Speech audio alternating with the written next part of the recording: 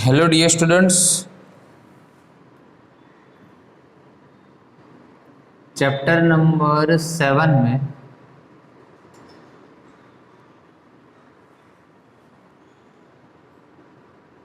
आज का टॉपिक है transformer.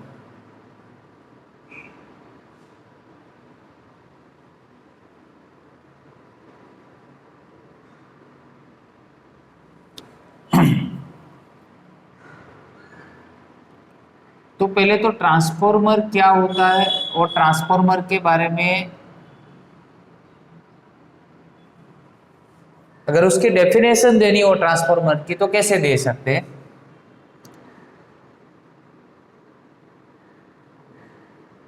When we apply low AC voltage,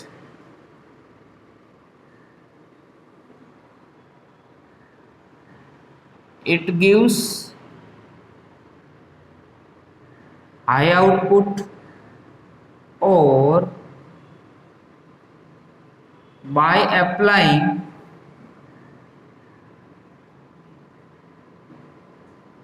high AC voltage,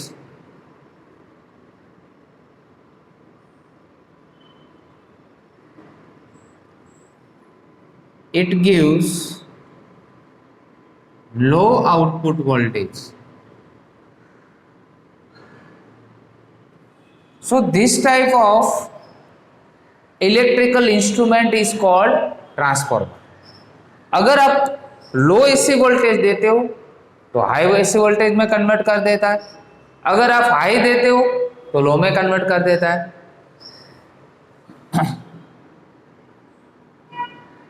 सो कौन से प्रिंसिपल पे वर्क करता है?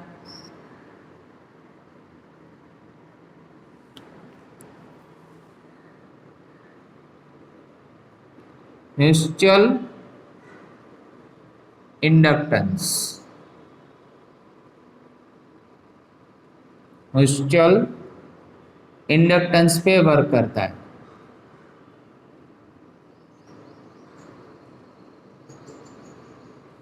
और एसी का कन्वर्जन एसी में ही करता है। अगर आपने अल्टरनेटिंग दिया है तो अल्टरनेटिंग में ही उसका आउटपुट होगा।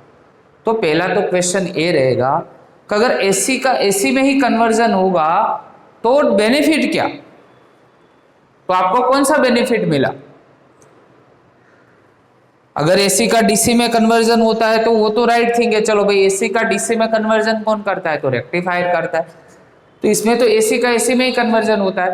But when you required the high voltage to the low voltage और the low voltage to the high voltage, तो इस टाइप का इंस्ट्रूमेंट यूज होता है जिसको हम क्या बोलते हैं? ट्रांसफॉर्मर बोलते हैं। So transformer is having two types.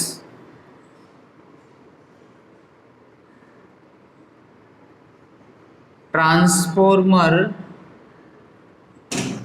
Types, first कौन सा होगा? Step up.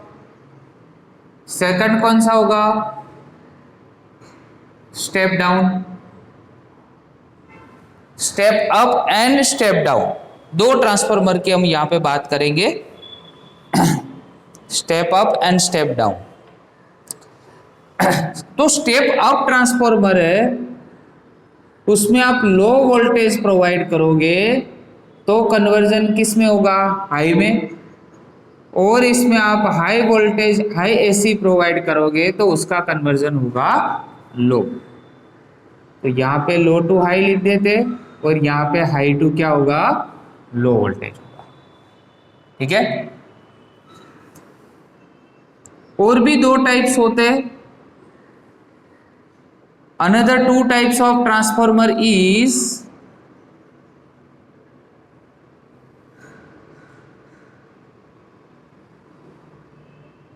और दो कौन कौन से टाइप्स होते हैं?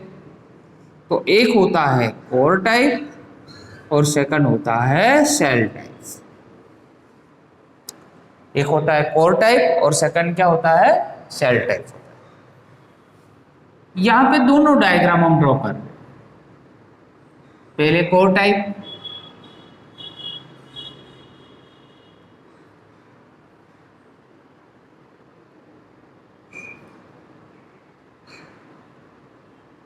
तो कोर टाइप ट्रांसफार्मर में क्या होगा, तो यहां पे एक कोर होगी, ये हो गया कोर टाइप ट्रांसफार्मर।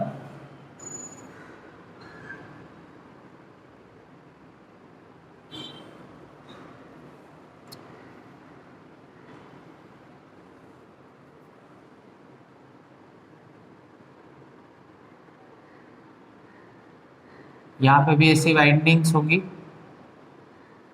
इस टाइप।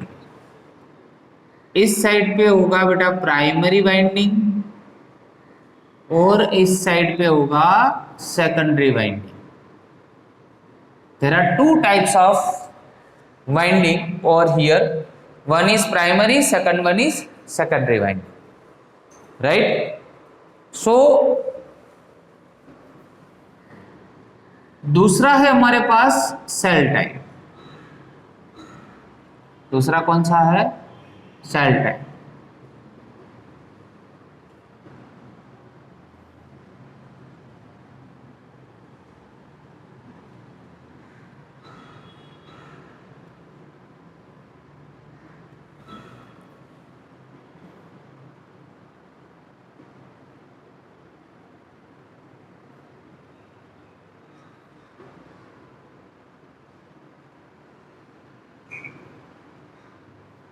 ये सेल टाइप है, सेम यहाँ पे प्राइमरी वाइंडिंग और ये सेकेंडरी वाइंडिंग। तो यहाँ पे लिख देते हैं ये हो गया कोर टाइप और ये हो गया सेल। जनरल डायग्राम अगर ड्रॉ करें ट्रांसफार्मर का तो जनरल डायग्राम होगा इस तरह से। यहाँ पे एक वाइंडिंग होगा,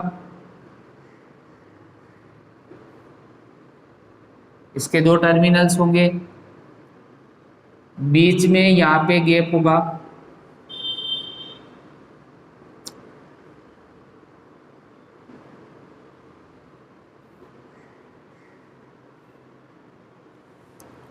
दूसरा वाइंडिंग इस साइड पे होगा। चलो यहाँ पे कौन सा था, ये कौन सी साइड थी, प्राइमरी साइड। यहाँ पे कौन सी साइड थी, सेकेंडरी साइड। यहाँ पे आप जो वोल्टेज प्रोवाइड करते हो उसमें वीपी, यहाँ पे आप वोल्टेज प्रोवाइड करते हो तो वीएस, पोटेंशियल डिफरेंस हो गया। इसके turns, number of turns of primary, number of turns for secondary. यहाँ पे प्राइमरी और यहाँ पे हो गया सेकेंडरी। इसका फ्लक्स होगा और प्राइमरी का फ्लक्स, यहाँ पे हो गया सेकेंडरी का फ्लक्स। इसमें से करंट पास होगा वो प्राइमरी का करंट होगा आईपी, इसमें से करंट पास होगा सेकेंडरी का करंट होगा आईएस। तो ये हो गया जनरल स्ट्रक्चर ऑफ ट्रांसफार्मर। अब जैसे ही पोटेंशियल यहाँ पे प्रोवाइड करते हो, दोनों पॉइंट के बीच में वीपी प्रोवाइड करते हो तो इसमें से करंट फ्लो होता है। जैसे इसमें फ्लक्स का चेंज होगा, प्राइमरी साइड जैसे ही फ्लक्स का चेंज होगा तो वो फ्लक्स किसके साथ लिंक होता है, तो सेकेंडरी कॉइल के साथ वो फ्लक्स लिंक होता है। और जैसे ही इस फ्लक्स में चेंज होता है तो इसमें से क्या होता है, न्यू करंट इंड्यूस्ड होता है सेकेंडरी साइड, ऑटोमेटिकली इंड्यूस्ड होता है। दोनों के बीच में क्या रहता है, गैप रहता है। ठीक है। सो यहां पे अगर बात करें तो as per Faraday's law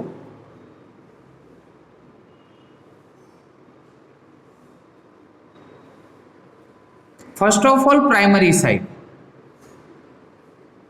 EMF of primary minus NP D phi B divide by D T, ये हो गया फर्स्ट।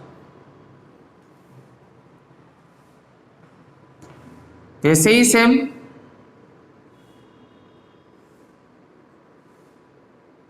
एट सेकेंडरी साइड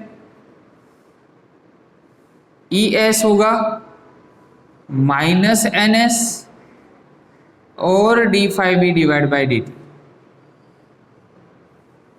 चलो यहाँ पे ऐसा हो तो ये प्राइमरी का जो फ्लक्स है वो प्राइमरी का फ्लक्स हो गया, यहाँ पे हो गया सेकेंडरी का फ्लक्स, पर दोनों साइड पे फ्लक्स का चेंज सेम होगा। ठीक है, तो यहाँ पे फर्स्ट और सेकंड जो है तो दोनों का रेशियो लेते हैं, तो आपको एक इक्वेशन मिलेगा, एक न्यू फॉर्मूला मिलेगा। So taking the ratio of 1 and 2, 1 divided by second, 1 divided by second, EP divided by ES is equal to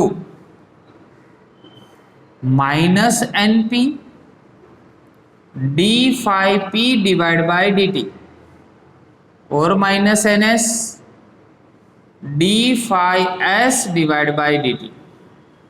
minus minus cancel, ये फ्लक्स भी दोनों साइड पे इक्वल होंगे तो ये भी कैंसल। सो आपको EP divide by ES is equal to NP divide by NS मिलेगा। इसको नंबर हम 3 देते हैं। EMF of primary divide by EMF of secondary is equal to number of turns of primary winding divide by number of turns of secondary winding, right. अभी ये जो formula है इसमें फिर से एक बार लिखते हैं, EP divide by ES is equal to क्या होगा बेटा, NP divide by NS। EP जो है वो EMF है, उसके अकॉर्डिंग उसका पोटेंशियल कितना है VP, ES के अकॉर्डिंग उसका पोटेंशियल कितना है VS। सो यहाँ पे VP डिवाइड बाय VS अगर करे तो यहाँ पे मिलेगा आपको NP divide by NS। Okay, ये नंबर हो गया आपके पास 4। इस इक्वेशन में अगर मैं NS डिवाइड बाय NP करूं, सेकेंडरी डिवाइड बाय प्राइमरी के नंबर ऑफ टर्न, जिसको बोला जाता है lambda, and here lambda is called transformation ratio, transformation ratio क्या होता है, ट्रांसफॉर्मेशन रेशियो। तो अगर मेरे पास NS ग्रेटर देन NP, मतलब सेकेंडरी के टर्न्स ज्यादा है प्राइमरी के कंपैरिजन में, तो ट्रांसफॉर्मर कैसा होगा, स्टेप अप ट्रांसफॉर्मर होगा। कौन सा होगा, स्टेप अप ट्रांसफॉर्मर होगा। सेकेंडरी के टर्न्स अगर ज्यादा है तो स्टेप अप ट्रांसफॉर्मर होगा और उसका आउटपुट भी हाई होगा। ये कंडीशन याद रखना। अगर हमारे पास NS लेस देन NP है, मतलब प्राइमरी के टर्न्स ज्यादा है, तो होगा स्टेप डाउन ट्रांसफॉर्मर। कौन सा होगा, स्टेप डाउन ट्रांसफॉर्मर, राइट। दूसरा एक टॉपिक इसके साथ पावर का भी लेते हैं यहां पे, डिस्कशन ऑफ पावर। तो याद रखो, पावर ऑफ ट्रांसफॉर्मर, उसमें ऑलवेज ट्रांसफॉर्मर की एफिशिएंसी 100% मानी जाती है। मतलब input power is equal to क्या होता है, output power. Input power is equal to output power. तो P इज इक्वल टू, तो इक्वेशन आपको याद होगा, P is equal to VI होता है। तो V मतलब प्राइमरी साइड में इनपुट है तो VP, और I है तो उसका करंट कितना होगा, IP। वैसे ही सेम सेकेंडरी साइड पे तो VS और IS। सो दैट अगर VP डिवाइड बाय VS किया तो यहाँ पे बेटा क्या होगा, IS divide by IP। Number 5, चलो नंबर 4 और 5 को दोनों को मर्ज कर सकते, दोनों को इक्वेट कर सकते, कंपेयर कर सकते। सॉरी, IS डिवाइड बाय क्या होगा, IP। चलो दोनों को यहाँ पे कंपेयर करते हैं, नंबर 4 और 5 को। तो 4 और 5 को फिर से एक बार कंपेयर करते हैं। सो comparing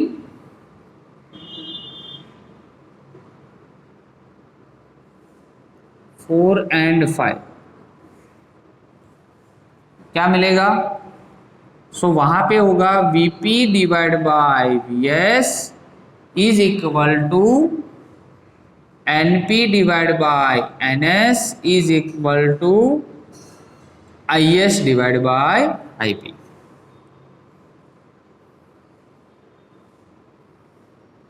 Is divide by Ip। तो ट्रांसफॉर्मर की जो थ्योरी है उसमें से हमें कंक्लूजन मिला, प्राइमरी का वोल्टेज डिवाइड बाय सेकेंडरी का वोल्टेज, प्राइमरी के टर्न्स डिवाइड बाय सेकेंडरी के turns is equal to secondary का करंट डिवाइड बाय प्राइमरी का करंट। तो ये हमें याद रखना है, ये एमसीक्यू और सम्स के लिए बहुत ही इंपॉर्टेंट है। ये रेशियो एमसीक्यू और सम्स के लिए बहुत ही इंपॉर्टेंट है, राइट। तो ये पूरा आज का जो बेटा टॉपिक है वो गया ट्रांसफॉर्मर का टॉपिक, जो आपके चैप्टर नंबर 7 का लास्ट टॉपिक है। इस चैप्टर का थ्योरेटिकल लास्ट टॉपिक है। नेक्स्ट लेक्चर से हम सम्स करेंगे, इलस्ट्रेशन करेंगे और इसके साथ एक्सरसाइज के सम्स भी स्टार्ट करेंगे। Okay, thank you very much.